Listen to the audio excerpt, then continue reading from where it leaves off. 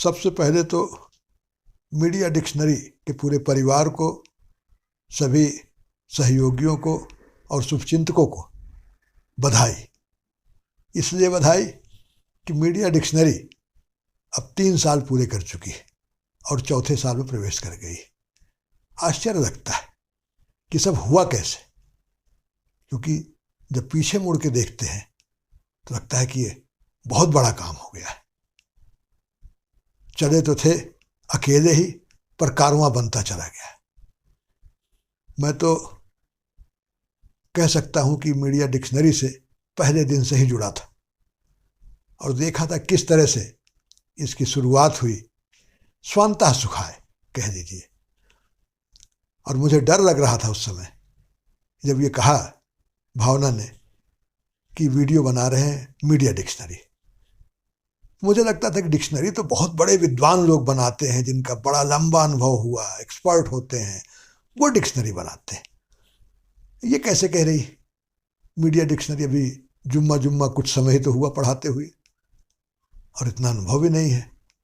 तो मेरा पहला सवाल था कि मीडिया डिक्शनरी क्यों? तो उसने कहा था कि मीडिया का इस्तेमाल तो सब लोग करते हैं। ये ठीक है कि जो पत्रकारिता विद्यालय में पढ़ते हैं उनको मीडिया के बारे में तमाम जानकारी हो जाती है, लेकिन तमाम लोग हैं जो मीडिया का इस्तेमाल करते हैं लेकिन जानकारी नहीं होती। सुनते हैं टीआरपी, तमाम चीज़ें, लेकिन उसका असली मतलब या सही मतलब नहीं जानते। तो क्यों ना उनके लिए मीडिया के वो टर्म जो आम आदमी के नज़र से उपयोगी हो, उसको और बोली भाषा में उनकी जानकारी के लिए दिया जाए। तो ये हुआ कि मीडिया डिक्शनरी कहाँ है? तब डिक्शनरी का तो दिमाग वही शब्दकोश रहता है। तो ये था कि नहीं, गांव में आमतौर पे बोलचाल की भाषा में डिक्शनरी का लोग समझते मतलब कि जहाँ जानकारी सब मिल जाए, ज्ञान का भंडार, उसको डिक्शनरी कह देते। अब उसको आप इंसाइक्लोपीडिया कहिए और तमाम नाम दीजिए, लेकिन गांव की बोलचाल की भाषा में डिक्शनरी ये कहा जाता है। तो वो इसीलिए इसका नाम डिक्शनरी रखा जाए, पर उससे अलग हटके विस्तार से केवल जो है शब्द के अर्थ न बताए जाएं और जो रोजमर्रा के उदाहरण हैं उनको जोड़ करके बात की जाए आम लोगों के लिए। तब फिर भाषा की बात आई तो वह भाई इंग्लिश में तो बहुत सामग्री है, हिंदी भाषा होनी चाहिए, और इस तरह से मीडिया डिक्शनरी की शुरुआत हुई थी। जब ये हुआ कि किस मीडिया प्लेटफॉर्म पे सोशल मीडिया के शुरुआत हो, तो उसका भी चयन भावना ने किया इंस्टाग्राम का। वो भी कम आश्चर्य नहीं था।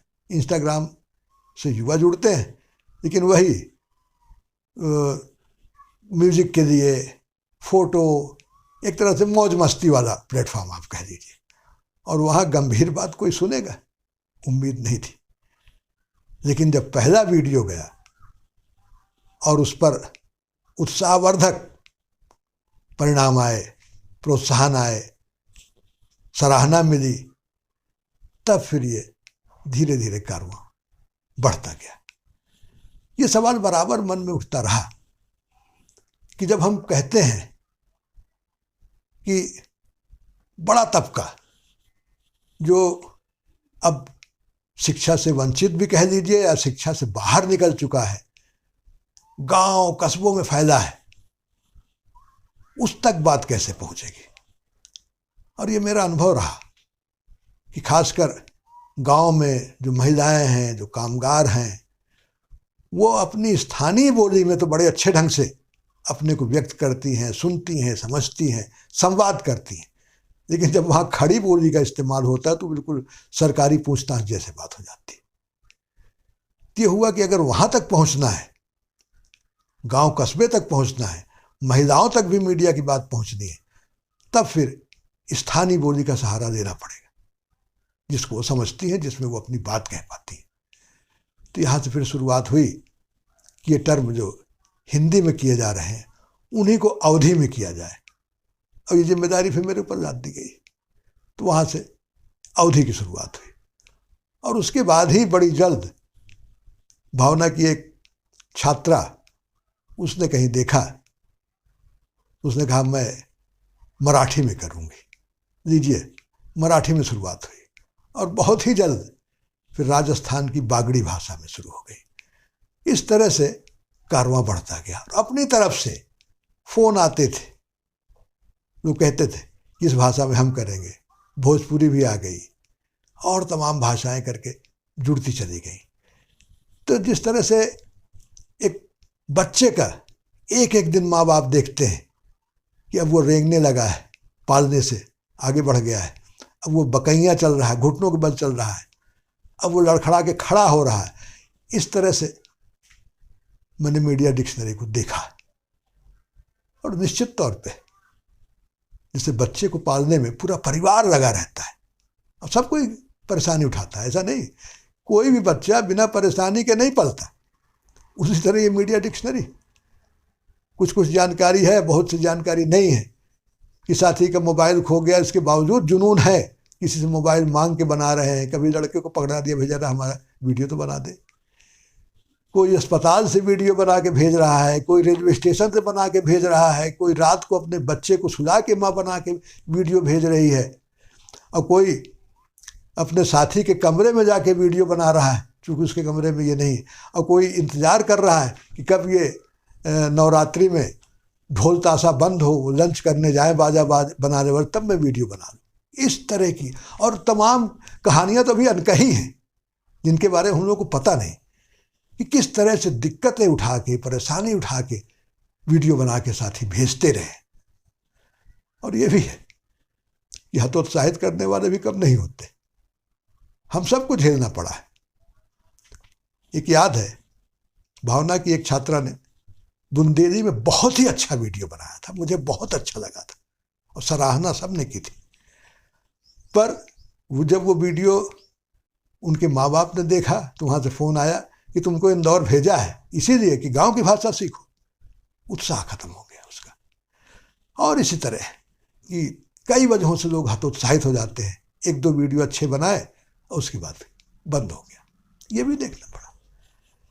ये भी देखा कि एक दो बार नहीं, 10 बार 20 बार प्रार्थना करिए और उसके बावजूद भी कभी व्यस्तता की वजह से या किसी अन्य वजह से लोग मुकर गए हैं। और सच्चाई ये भी है कि वीडियो बनाना इतना आसान नहीं है। मुझे याद है जब पहला वीडियो पंचू का बनाया था तो जितनी बार भावना मोबाइल उठाए स्टार्ट करने के मैं कहता रुक जाओ थोड़ा सा, फिर देखने की भूल गया जो लिखे हुए थे पॉइंट्स, फिर उसको देखता है, फिर पानी पीता, और कई बार के बाद वो छोटा सा वीडियो बन पाया था। तो मुझे पता है। और एक बाधा ये सचमुच है कि वीडियो सब लोगों के लिए बनाना आसान नहीं, और कई बार टेक के बाद जो जुनूनी है वही वीडियो बना पाता है। भोजपुरी के साथी बताते थे कि पहला वीडियो उनका 40 टेक के बाद हुआ। आज भी मुझसे होता है, कभी कभी 5-5, 6-6 टेक हो जाते हैं। तो कठिन काम भी है, ये भी वजह रही।